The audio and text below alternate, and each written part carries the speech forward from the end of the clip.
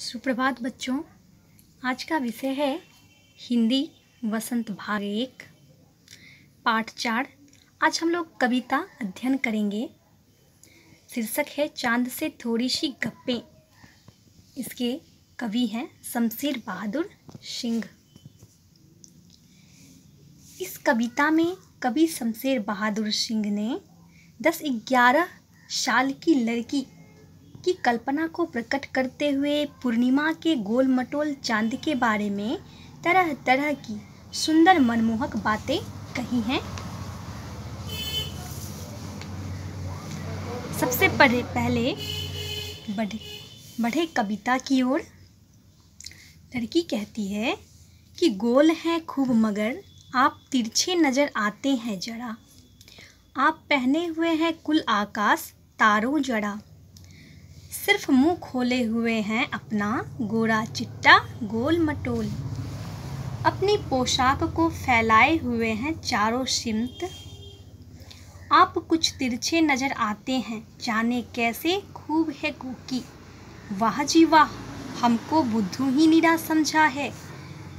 हम समझते ही नहीं जैसे कि आपको बीमारी है। आप घटते हैं तो घटते ही चले जाते हैं और बढ़ते हैं तो बस यानी कि बढ़ते ही चले जाते हैं।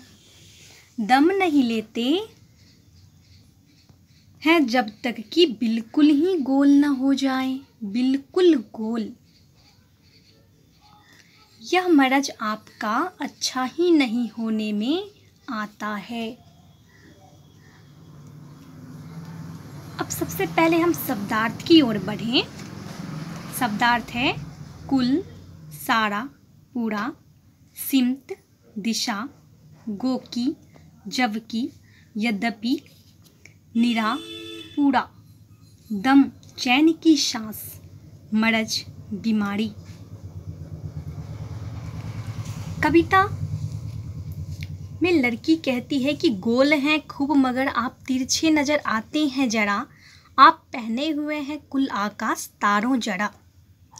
सिर्फ मुंह खोले हुए हैं अपना गोरा चिट्टा गोल मटोल। अपनी पोशाक को फैलाए हुए हैं चारों सिमत। 10-11 साल की जो लड़की है उसका कहना है वो चंद्रमा से बातें कर रही है कि आप तो गोल हैं। चंदा मामा कैसा है?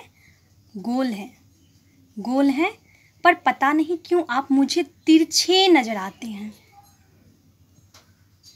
आप पहने हुए हैं कुल आकाश यानी आप तारों से टिमटिमाते हुए पूरे आकाश को वस्त्र की भांति पहन रखा है। और ये जो सुंदर सा गोरा चिट्टा गोल मटोल दिख रहा है वो तो आपका मुंह है। आप अपने शरीर के सारे भाग को तो आकाश के नीचे छिपा रखा है। आप अपनी पोशाक को चारों दिशाओं में फैलाए हुए हैं, अर्थात आकाश में हम जिधर भी देखते हैं आगे पीछे दाएं बाएं चारों तरफ चारों दिशाओं में केवल आकाश ही आकाश दिखता है। इसलिए लड़की कहती है कि आप अपनी पोशाक को चारों दिशाओं में फैला रखे हैं। अब अगली पंक्ति है आप कुछ तिरछे नजर आते हैं जाने कैसे खूब है गोकी। वाह जी वाह हमको बुद्धू ही निरा समझा है। हम समझते ही नहीं जैसे कि आपको बीमारी है। लड़की कहती है कि हालांकि